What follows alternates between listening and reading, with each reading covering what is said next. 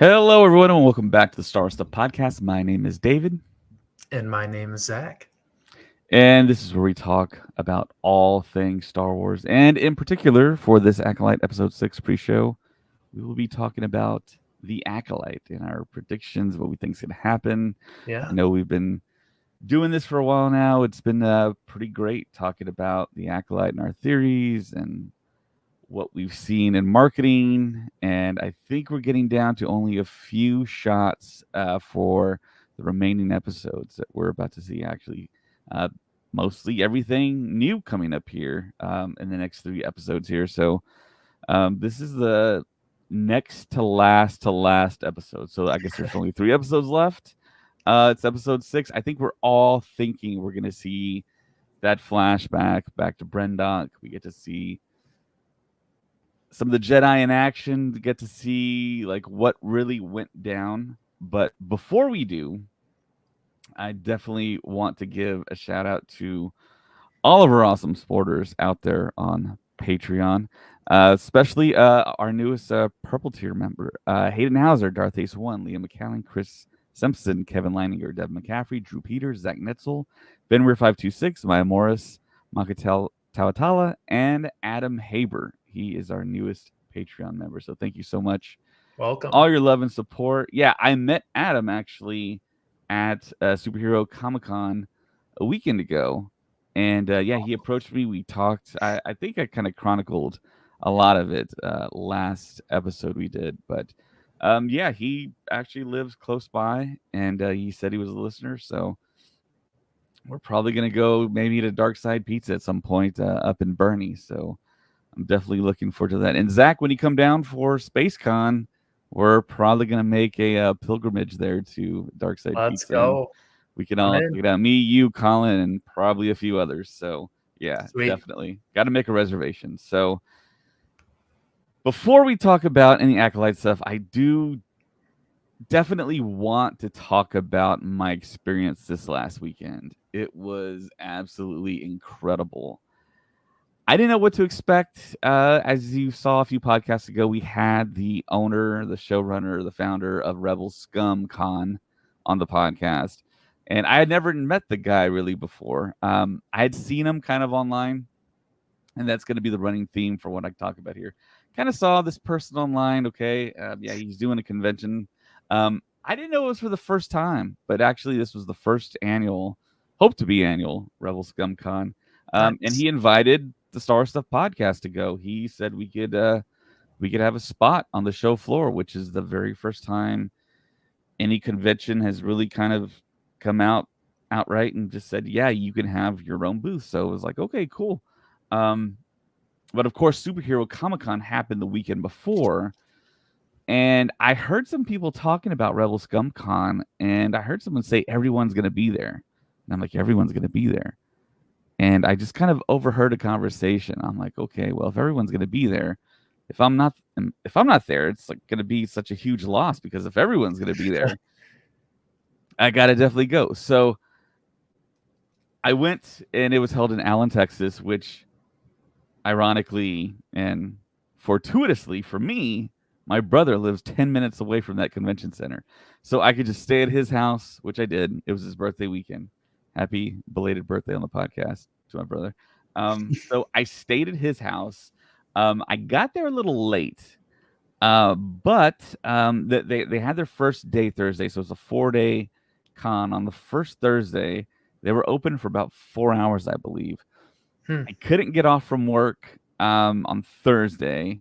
So when I drove up there, I got there at about 10:30ish. So I went into the convention center, and lo and behold, um, I see a Star Wars actor immediately. So I ran into Tate Fletcher. Um, Oh, wow. he was, well, not necessarily ran into him, but the first person I kind of saw was Tate Fletcher, and I'm like, wow, I guess I'm gonna go talk to Tate Fletcher.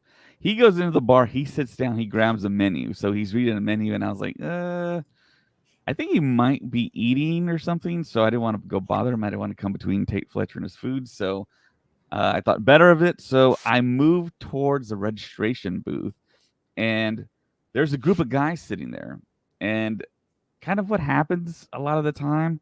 I'm usually friends with them on Facebook, but I don't technically know them in real life. Um, but I think they kind of said, "Hey, do you need some help?" And I said, "Yeah. Is it possible if I can go set up my booth on the convention floor?" And one of the guys was like, it's all locked down. You can't get in there." So I had all my stuff in my vehicle, ready to take down. So um, they're like, "Have a seat." And we just started talking about stuff. And lo and behold, yes, I knew a couple of guys. I was friends with a couple of guys. And so, yeah, I want to give a shout out to Line of the Force Club.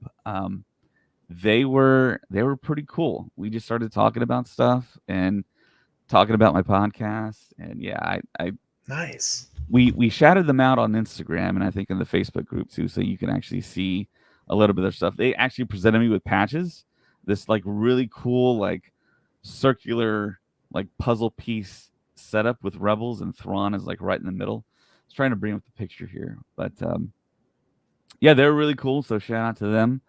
Um, the next day, didn't know what to expect. I mean, you figure convention, it's going to be typical Comic Yeah. Con type style.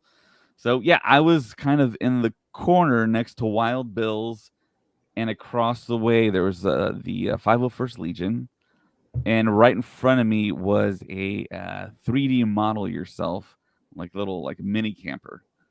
But there's a big open area in between all of us. So in that big open area, oh, also Saber Guild was between Wild Bill's and the 501st. So they Nice. had like plenty of room in their spot to do their saber demonstrations. And then right in front of them, there's a big wide open area. So I set up. I was giving away light side, dark side Oreos, Pez dispensers, Funko Pops, and that all went over really well. Doing the Chance Cube game again. That's typically what I've always done at conventions. And I've usually shared a booth at Countdown City Geekcast booth, and it's always been successful, and nothing changed at this convention. But the thing that was surprising to me, going back to everyone's going to be there, so I was like, "Well, who's everyone?" I was like, "Well, I'd like to meet all these people if everyone's going to be there." So I was the only one that was in the booth for the Star Wars Stuff podcast. Ray couldn't make it. Colin couldn't fly in. Zach, you were stuck in Michigan. Oh yeah. Sadly. So, so yeah, so nobody technically on Star Wars the podcast could make it. So I was at the booth. General Kenobi's bunker was there. He was doing his own thing.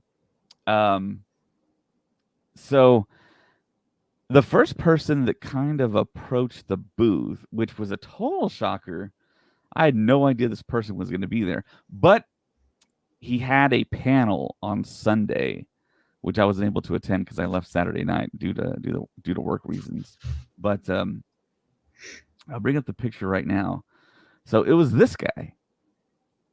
He approached me, and of course, I was working from the convention, as you can see our banner in the back there. I don't think you can see my laptop, but I did my day job from the convention. I had power, I had internet, thanks to the Marriott there, and my boss, of course, scheduled a monthly meeting, a once a month work meeting during this day at the convention. Nice.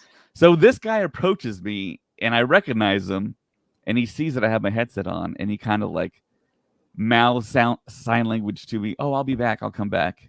And I'm like, "Man, I don't think he's coming back," because I mean we like never met before, you know.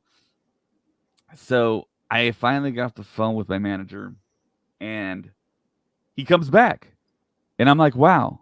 It's like, "Nice to meet you." I'm not even sure I said that. We just like started talking, and it's Gabe from Star Wars Replicas. If you've seen social media, if you've seen Star Wars stuff, this Very. guy's been everywhere. He's pretty much Yeah. done everything out there that Lucasfilm has done. That includes like creators and podcasters and stuff. And he was just recently at the FYC event.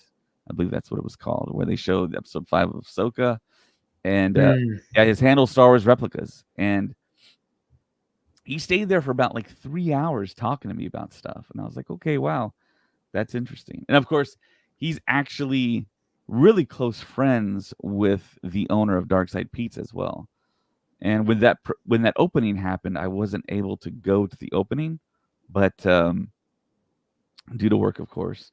And I think it was like a personal invite only. And I'm not too close with the owner, but I know General Kenobi's bunker went, and that's when he first kind of hit my radar. Like General Kenobi was like with him, like taking a picture with him, like he was someone of note. And I was like, okay. Mm. I asked General Kenobi, I was like, who is this guy? And he told me. And even before that, he was recognizable because he's actually on a podcast with the owner of Darkside Pizza where they talk about high end collectibles. So, like I said, we talked for a long time, um, like we were old friends, and I was really kind of shocked, and I was like, wow, okay, I guess I made a new friend at the convention. Nice. Um, so as the convention went on, this kept on happening. More and more people kept on approaching our booth, and I met a few other people. I approached a booth myself because they had these really cool pins. I'll show the camera here. So I think that was day one. My camera's gonna get all out of focus here, but Oh, nice. yeah. So that was day one. I think this was day two right here. Dang, I'm jealous. Those are pretty cool. And I think this was day three, which was the last day I was there. I didn't get the fourth day, but I think the fourth day was actually a Star Destroyer. So yeah, it was such an awesome thing to meet all these creators, and hopefully, I think we might be working with these people. It's a Punch It Chewy Press to be making pins for the podcast, and I mean, we got Japan coming up, so we Yeah. definitely want to make pins for that. So, like I said, this kept on happening. There was tons of great cosplayers at the convention. I have a few pictures here of that as well. So I think the first cosplayer was this Leia. She was really nice. Also, Rick. If you go to any conventions, you'll see him walking around getting photo ops, and he's actually local to me as well. And I've met him a few times. I think he's been in London. I think he's going to Japan, but he gets every single photo op that's kind of Wow. available. So yeah, it's pretty impressive. Dang, everyone's in your backyard, David. I'm jealous. Well, see, everyone that was there that is in my backyard seems to have went to Rebel ScumCon.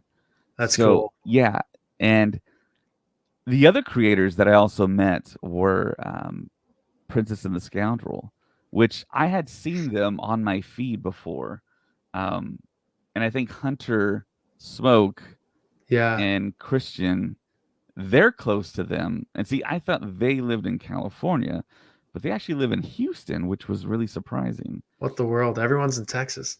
Yeah, so they were really awesome. They were really cool, and just like Gabe from Star Wars Replicas, they just started a conversation with me. We were talking like we are kind of old friends. Nice.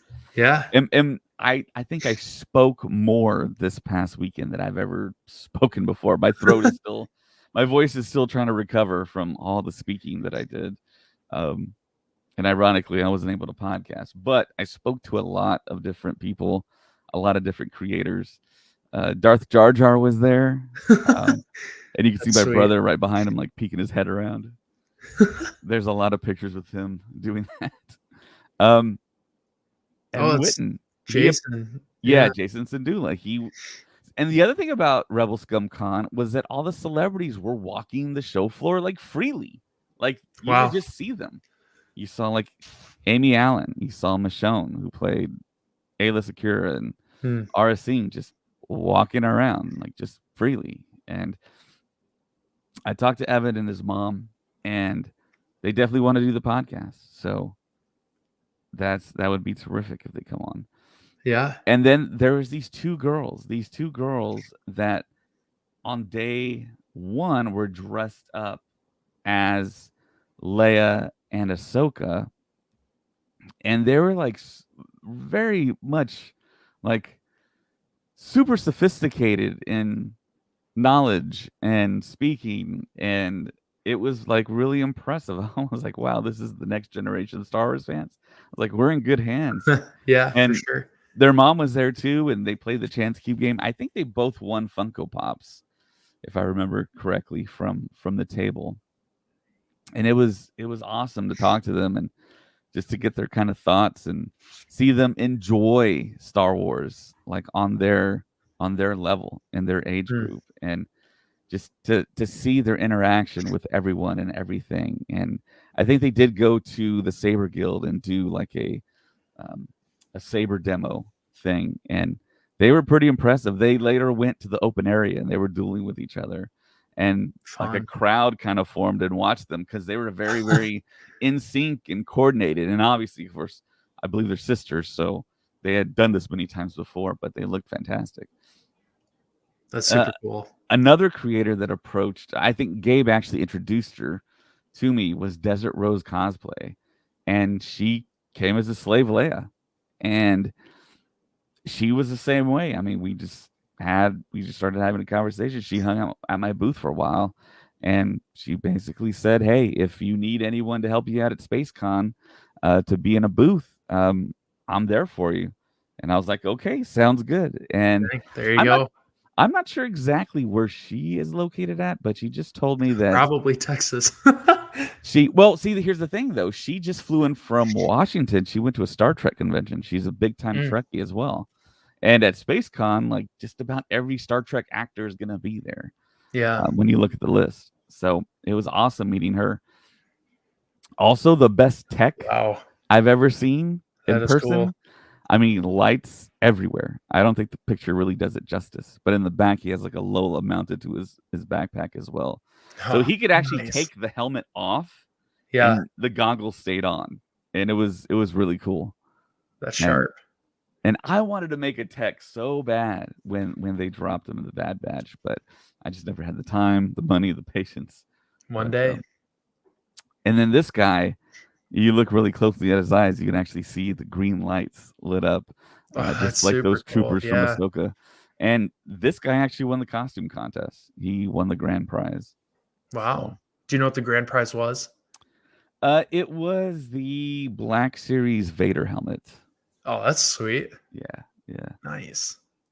And there's also this person who is also, I think she's a creator as well. But I had seen her the whole convention walk around in this costume, and I was like, I got to get a picture with her. I got to get a picture with her. She didn't come around till very late in the day. Mm, Finally got a picture with her, and I'm trying to remember the conversation here, but she was really cool too. And I got her Instagram. Um, I think she's going to. I want to say she's from Houston as well. I think she's going to go to Space Con, coming up like in October. But yeah, totally mm. awesome. I went to dinner both nights with all these creators. Um, the last night, I didn't realize who I was at dinner with actually, and there was a British guy at the table, and or English guy, and he was talking to people, talking about his next project at the table. And I was like, oh, okay, he's a director. It's a guy from England who's a director, and he was talking about his new movie coming up on Netflix. And I had no idea who it was because he was sitting down. I was sitting down. I didn't see him approach the table. If I would have seen that, I would have known exactly who he was. But he was actually one of the stand-ins for Snoke. I took a Really? picture with him. Wow. So he said, anytime you want me on the podcast, I'm there. So I'm like, awesome. He was a really cool guy too. And I think it was just wild, man. It all these creators, I'm missing creators too. I think Nick, codename Fulcrum, also. Mm, I met several times. We went to dinner, both times. Nilda from Florida, also. I'm trying to remember her handle, but she was really cool. We had an awesome discussion. She did a panel along with Star Wars replicas, Michael Hawes from Dark Side Pizza, and I was able to attend that because I was on Sunday, but I heard they did a great job. It was fantastic. Oh yeah, and the best Cad Bane from the Book of Boba Fett show I had ever seen was there too. And Wow, yeah, that is really good. yeah, super impressive. Super impressive. If he would have entered, I think the cosplay contest, I think he would have won Yeah, I because it was down to the bet. detail, man. It looked like he stepped off set in this Wow, cosplay. his eyes look really good. And he sounded like him too. The voice was like uncanny. It was incredible. Hmm. So, yeah, tons of fun, tons of excitement. I just couldn't get over just Yeah, the communal family aspect of Rebel Scum Con.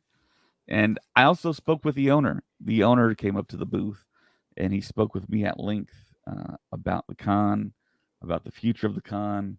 And he said Star Wars Stuff Podcast is, they have a permanent invite to the convention.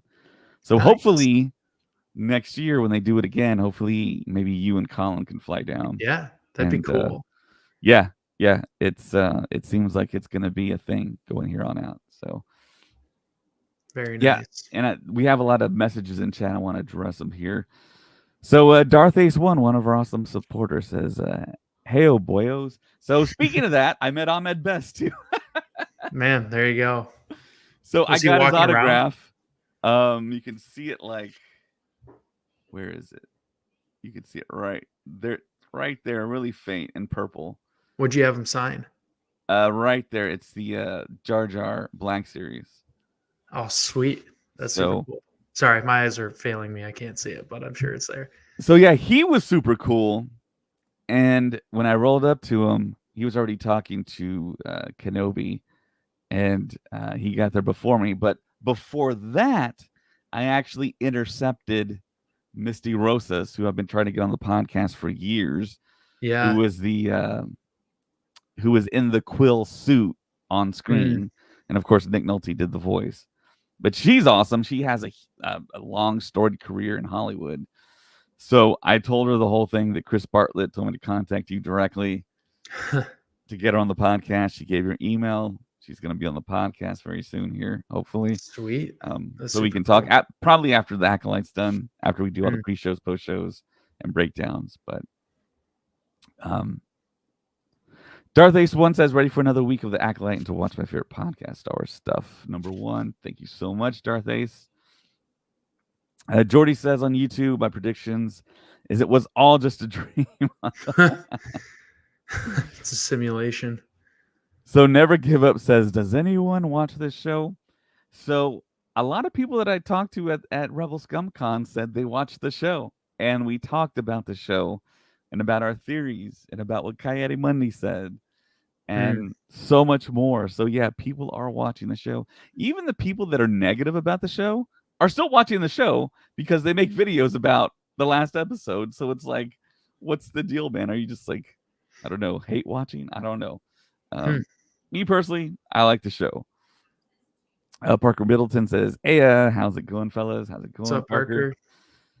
Parker? Moose Soup Yoda on YouTube says, "So hyped for tonight's episode. I'm hoping we get another flashback episode to explain what happened on Brendock." That's what I kind of addressed earlier. I think we're going to see a lot of cool stuff here. That's my prediction. We're actually going to see the battle. And Mm. Leslie has had some really cool things to say in some recent articles. Moose Soup Yoda also says, "I think Osha started asking questions about Brendock after becoming a Padawan, which could have led to Torben Kalnaka going into exile." Wasn't Kalnaka stationed out there intentionally? No, he was stationed on the other planet, the woodland planet, Oh, sorry. Yeah, I'm getting Kofar. it's It was, mixed it up. was Yep. called Yep. Kofar. Yeah. You're right. So Brendock, I don't think anyone was actually stationed there. There was No, I also don't a think separate anyone was. planet where Torben was stationed, and he kind of was performing That, the bearish vow in that yeah, Jedi that was the temple. temple he was in, Yeah. right? Yeah. Musubiota on YouTube says the Jedi involved at Brendock are coming verging something up, which could be why Indar advises the Jedi to stop Osha's training. I don't know. What do you think about that, Zach? Yeah, that's interesting. I mean, we'll find out. I'm more curious to hear what Soul has to say to OSHA. Well, it's May really, but before he got stunned by May, he was saying, "Hey, I'll explain," and then zap, and we kind of don't know. Maybe we'll hear a little bit of that. I guess I part of me isn't 100% convinced that it's going to be the flashback episode this week. I can see it going either way, but I know for sure we'll definitely learn more about everything coming together. And I mean, we've only got 3 episodes left, so we have to. But that's kind of a super vague answer. But I think it will be interesting to see what goes on with Indara Yeah. because she's been, I don't know, we've talked about this since the first episode that Carrie Ann Moss has been a huge marketing front for this show. And I think there's more of her that we'll get to see, and there will be a lot more relevance to what's going on with her as a character. Sometimes I think that Carrie Ann Moss isn't really going to appear much after the Brendock stuff, but Right. I'd assume she's a lot more right. involved in the Brendock stuff. So my mind keeps on going to the 2 black dots on her face. Like, what does it mean? It has to mean something. Yeah. She had 1 during the Brendock episode, and then What if it's a costumier like the Captain Rex elbow pieces in Ahsoka or something like that? They just forgot to put them both on when she ran out there. or the Darth Maul earring. I don't know. Yeah. Right. Yeah, I haven't heard anything online. If anyone in chat has heard anything in regards to Carrie Ann Moss's tattoos, let us know. So Darth Beard on YouTube says, people complaining about the show just want the hits of views and just enjoy Star Wars for what it is. Always welcome. Yeah, there's I totally agree with that. The simple fact is negativity and hate gets a lot more clicks. People are making money off of their YouTube channels, their TikToks, whatever. I guess our podcast kind of approaches it differently. We're more positive, and I guess we don't get all the clicks and likes and that type of stuff. But I mean, we're Star Wars fans. I mean, that I'm not doing this to make any type of money whatsoever. We do make a little bit of money thanks to the supporters and the ads on like Spotify and Facebook, but we use it to buy stuff to give away at the conventions and fun different things for the podcast. So it all gets kind of cycled through. Darth Beard says Kohanada directed the last flashback, and he's directing episode 7, so that's our next flashback episode. I think I'm sold now that it's going to be flashback. That makes so much more sense. I never put that together. Musubioda thinks on YouTube that I think the dots represent how many Padawans trained. Okay, so who is Indara's Padawan? Do we know exactly?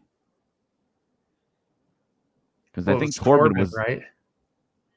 Was it Torben? Okay. I think it was Torben. Okay. Because I think when she was introducing herself for the group of Jedi and then my Padawan, something like that, I'm pretty sure it was revealed that Torben was her Padawan.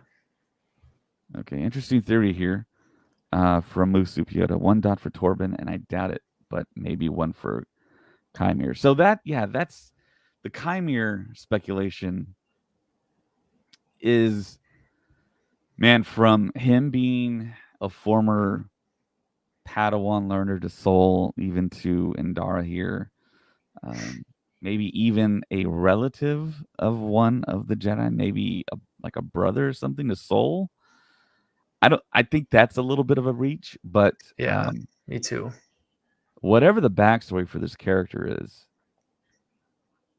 it's gonna have to be kind of airtight in a way. If there is any type of connection to the Jedi Order, and is he or isn't he a Sith? I think that's really kind of the discourse right now. Okay, he calls himself. He says you may call I'm nameless, but the Jedi might call me Sith. To me personally, that screams to me that he's not a Sith. He's just a dark side user. And maybe he doesn't have a master, which would kind of coexist with the whole rule of 2 thing. That, I mean, you got to be a Sith for the rule of 2. Yeah. So if he's just by himself, it doesn't break any rules. I liked how Carl put it in the breakdown that you guys did. He was talking about how it's not necessarily a name like Chimere, right? He's just like how he's associated with a group, Right. or maybe starting his own group, like what you were saying. And I think there's a little bit of a intention behind the subtle Kylo Ren theme that we heard in the background as well. Yeah, that's the other thing too. You hear that Kylo Ren theme when he's over the body of Osha, and Leslie Headland has said that that has merit, that there is some connection there, but all she says is we shall see how it kind of unfolds. So yeah, we're still peeling back the onion there. Musubiori on YouTube says she asked May in episode 1, who trained you? Maybe she recognized the style of combat. Hmm. That's a good point. I could see I still that. think that we have yet to see the biggest reveal of the show. I feel like with Chimere being the stranger, it's a good reveal, but it almost seemed too obvious to kind of disguise the fact that there's another reveal coming. I don't know what it could be, but whether it's the Jedi involved with that we're going to investigate the Coven, or maybe another Sith Master out there that we don't know about, the flip flop with May and Osha. I feel like or it could be something completely different. Right. There is talk that, and I haven't seen this, I haven't read the article, but apparently Leslie Headland has stated that we will see Sith in the show. Hmm. And I think she meant plural. Yeah. So is that maybe a master of Chimere? And then Chimere is the Sith, which would make it plural? Or are we going to see Sith show up and maybe just kill Chimere? I mean, that's Yeah. a possibility. Would he have to have like the yellow Sith eyes to kind of? I don't know. I noticed he didn't have yellow eyes watching this last week, and I didn't hear a lot of people talking about it. Right, right. What are your thoughts on that? I didn't even actually figure that into his Sith possibility, but yeah, that's It's just something kind that of a we did not trademark, see. right? Yeah. Yeah, I mean, it is. Um, I mean, Anakin, when he was fighting Obi-Wan and right, Mustafar, he was going in and out of it. And right, when he right, had enough hatred and he got his legs and arm chopped off, that's when that really sparked up for him. But right. Do you feel like Chimere was like almost a little overpowered? I mean, he I seemed like he could just wreck shop like I nothing. I wouldn't say so, because I think what Yord said was really cool. It's like I don't know how to fight him. His fight style is so not, yeah, like I don't know his form. I don't know how any of this works. And I think a lot of how he caught the Jedi off guard was with his fighting style. It Right. was unorthodox, and he, I think, capitalized on that. And there were a lot of quick decisions the Jedi needed to make. And sure, it's different when you're fighting for your life, but I think he's powerful. I mean, he just, at the end of episode 4, we see him push all of them out with ease almost. But I think the fact that his fighting style was something that they haven't really encountered before definitely was a big thing for his advantage. So Musu Piota on YouTube says, I think there's more to Chimere's response to Soul about the master who hides their face from their people. Yeah. Chimere had some really, really cold lines for Soul. He did. Soul told Chimere she was just a child, and then he turned around and said, "You brought her here." Right. And I was like, "Wow, yeah, that's all true." Darth Ace One says, "Anyone else 3D printing? I can't wait till some files of these new lightsabers are available." Colin, who's going to be on the post show, apparently does 3D printing, and who knows? Maybe we'll 3D print one of the sabers, and whoever gets a bingo from the bingo card shown here, where I think only Two, two spaces maybe have been three, revealed. including the free space. We totally should have had Kayati on here. I can't believe it. Yeah, I guess I hate to say it. If we looked up his age before the show came out in Legends, it would have said he was younger, and we probably would have ruled him out. Yeah, exactly. So That's why I didn't like push to have Coyote Bunny because I didn't think he was born yet. But of course, Yeah. that was a legend's birth, and now they've changed the canon around Coyote Bunny's age. We should have made it super vague and said like prequel era council member Jedi or something that Yeah, could have been that's a lot to 17 put on the different bingo people. spot there, though. That's so true. Make that font real tiny and cram it in there. Yeah, yeah. I'm surprised we haven't gotten like a Hu Yang reference or Yeah. appearance or something in the background. Yeah. So back to chat here. Musupioda on YouTube says maybe it was meant more figuratively than literally.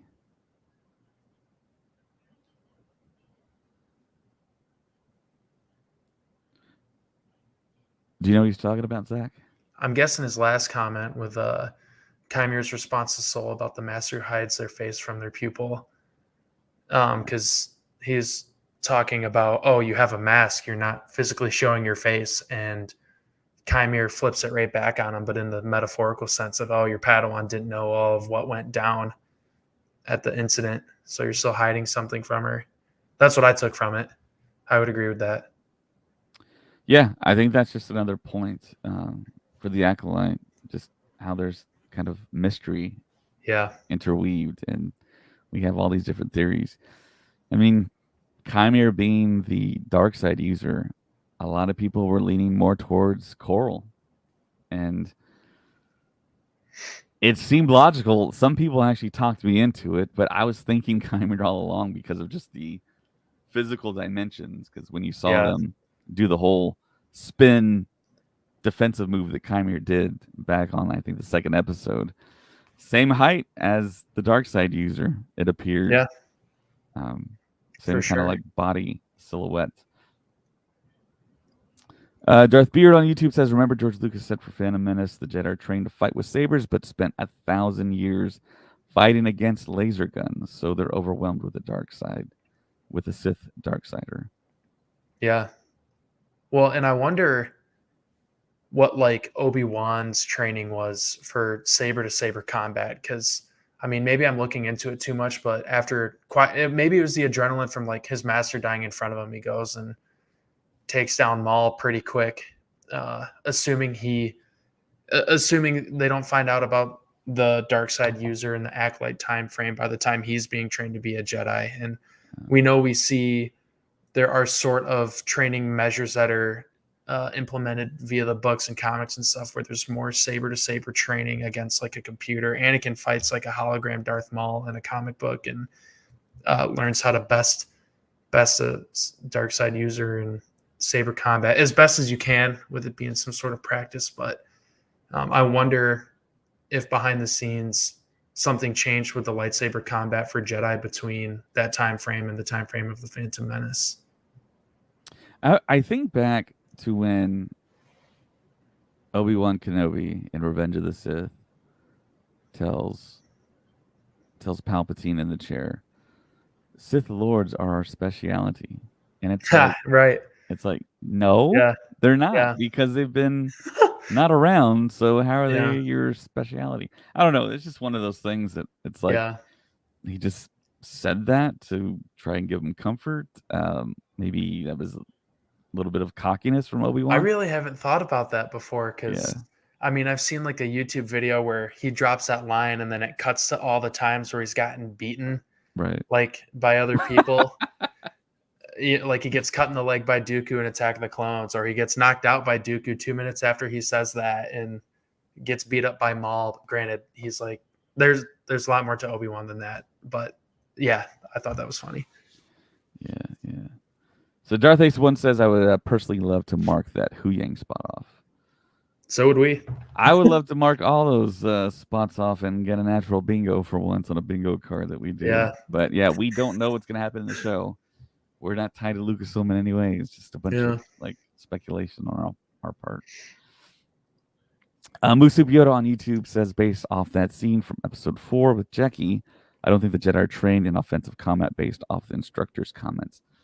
Jackie did really hold her own, and it felt like she was in attack mode a few times before she met her demise there. But She seemed pretty comfortable with a lightsaber or two in her hand because when yeah, her saber shorted out from that metal, I can't remember what it's called. I've heard it like 1,000 times over the past kurtosis week, but yeah, it sounds like a disease, but dadgum, it's a freaking mineral.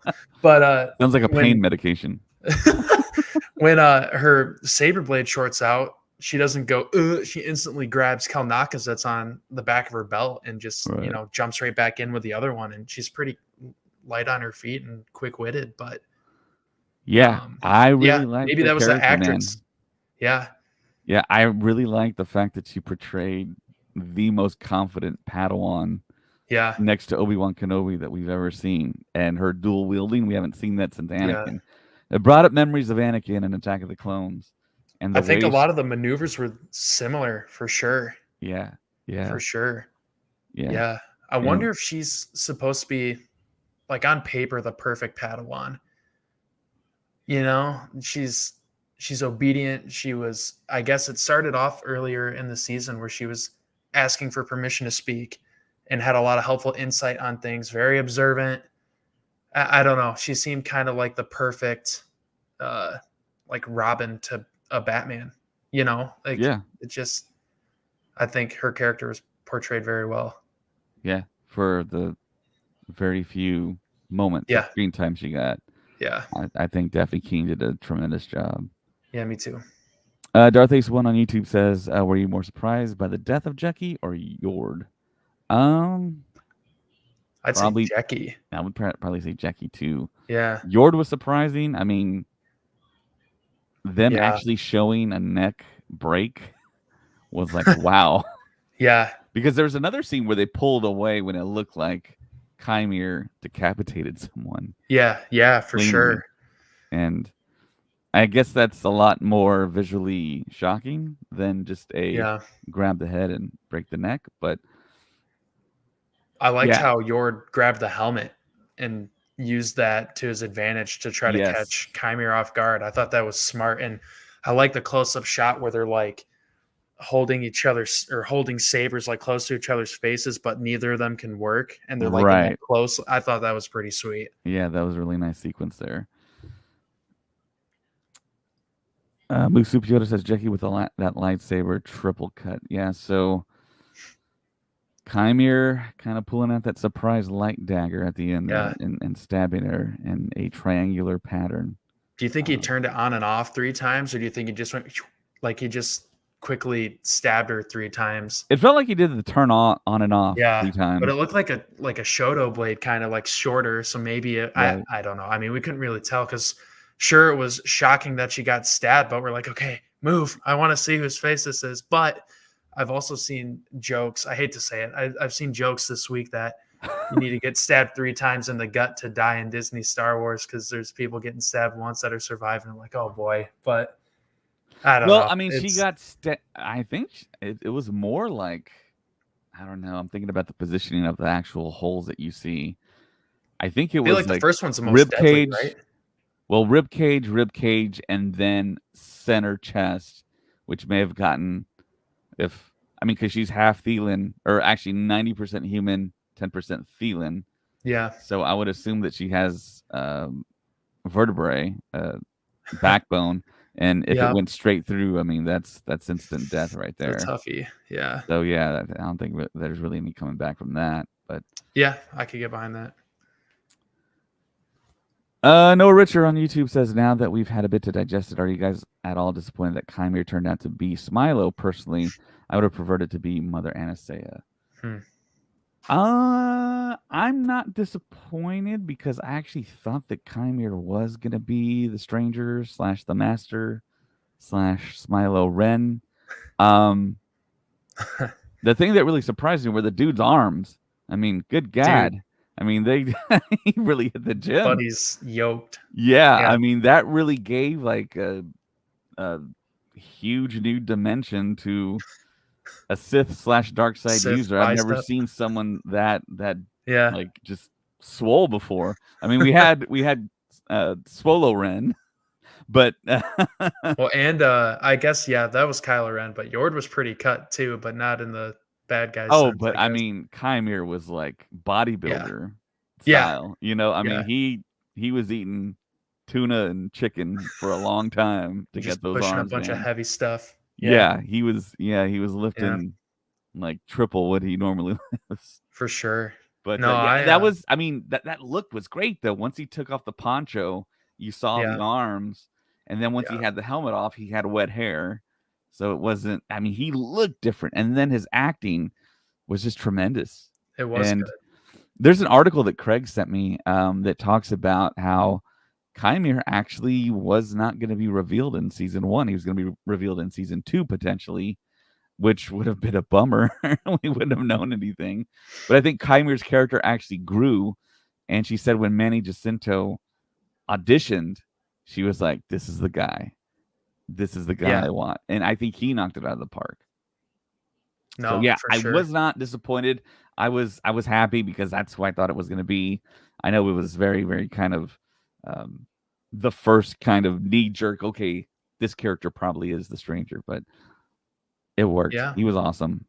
yeah, I thought so too. Initially, when I was watching it, and my wife was like, "That's definitely Kymir. Look at his arms." I'm like, "Oh Yeah, yeah," and then I'm like, "Wow, this guy's actually really freaking dope." I almost don't care who it is at this point because of how cool this alleged Sith is fighting, and right. the dialogue, the acting, the action, like it all went together well, and I definitely wasn't disappointed for sure.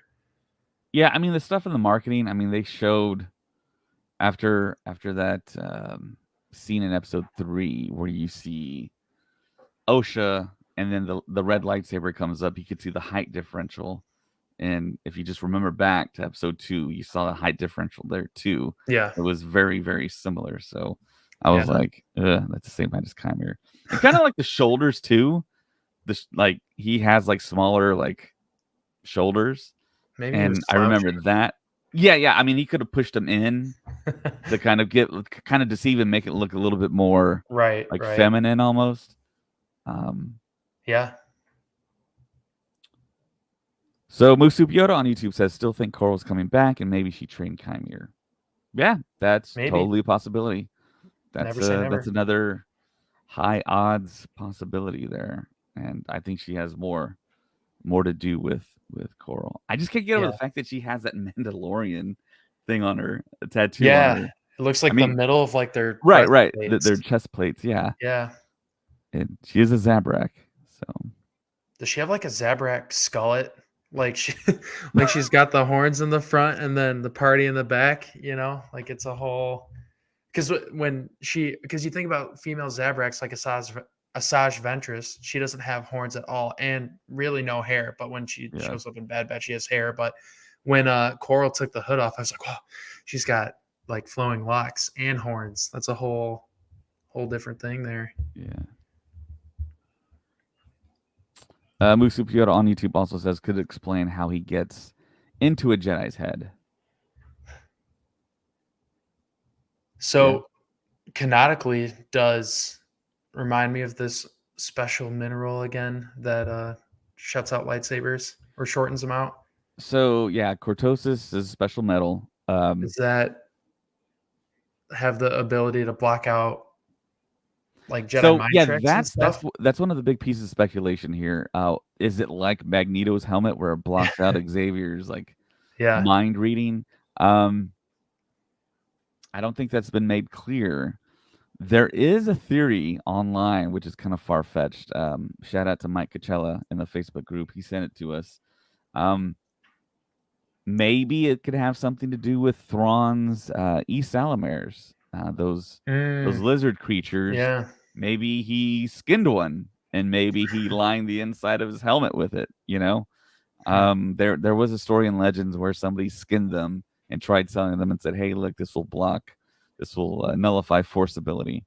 But apparently, in that storyline, it turned out to be kind of like a hoax. So it Sure. wasn't something that was actually real. But Hmm. the article states that maybe they're going to change that aspect because you can change anything that was in old legends and kind of customize it to what works in mainline canon, which is the TV shows and films. So For sure. Musu Piota says in a YouTube, Coral life a garden, dig it. Yep, I've heard that before. Darth Ace one says, "I still wish it was Coral instead of Chimere." I mean, I don't know. I think it works well with the story the way they did it, but Yeah. Coral could still be pulling the string somehow. Yeah. So we are already 1 minute away from showtime, We're so I'll let close. everyone go and get set up here. Thank you for everyone that joined us here on the pre-show with me and Zach. On the post-show, we're gonna have Zach, Craig Five, and Colin for sure. So Sweet. yeah, we'll have a lot to talk about, I'm sure. So thank you so much. Thank you so much to everyone out there on YouTube, Facebook, Twitter, and all of our socials. And we will be back after the episode. And may the force be with you. Always.